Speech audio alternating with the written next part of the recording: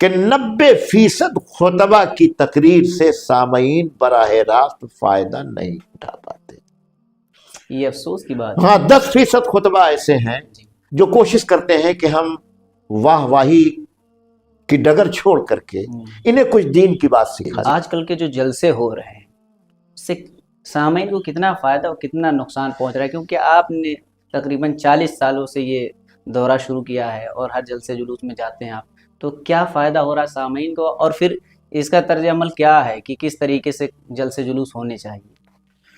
بھئی آپ کے اس سوال پر تھوڑا تفصیل کی ضرورت ہے۔ جی دیکھیے جلسے ہر دور میں مفید رہے، جی اگر مسائل بیان کیے گئے تو سبحان اللہ، جی اگر مسائل نہیں بیان کیے گئے تو جلسے میں جانے پر کم سے کم عقیدے کا تو فائدہ ہوتا ہے، سبحان کم سے کم عقیدہ۔ یہ فائدہ ہوتا ہے کہ عقیدت کو، ہمارے عقیدے کو انرجی ملتی ہے، طاقت ملتی ہے۔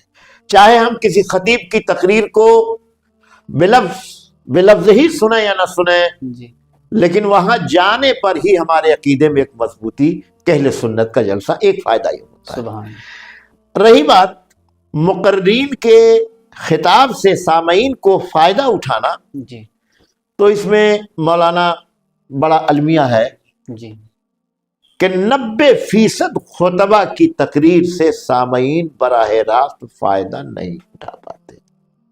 یہ افسوس کی بات ہے۔ ہاں 10% خطبہ ایسے ہیں جو کوشش کرتے ہیں کہ ہم واہ واہی کی ڈگر چھوڑ کر کے انہیں کچھ دین کی بات سکھا دیں۔ جی بے شک۔ ایسے 10% ہیں ہمارے پاس، جی ان کی تقریر اگر صحیح وقت میں ہو جاتی ہے تو جلسہ بڑا مفید ہو جاتا ہے، لیکن ہونے نہیں پاتی نا۔ ہونے نہیں پاتی۔ اس کی وجہ یہ ہے کہ ہمارے سامعین اچھی آواز اور نامور شعرا کی طرف بھاگتے ہیں، جی لیکن اب کوشش یہ کی جا رہی ہے۔ جی اب میں خود جہاں بھی جلسہ میں رہتا ہوں میں کوشش کرتا ہوں کہ پہلے مرحلے میں تقریر کروا دوں، جی اس کے بعد شعرا کو پڑھواتا ہوں، جی تاکہ تر و تازہ جب سامعین ہوں تو تقریر سن لیں تاکہ انہیں فائدہ ہو جائے۔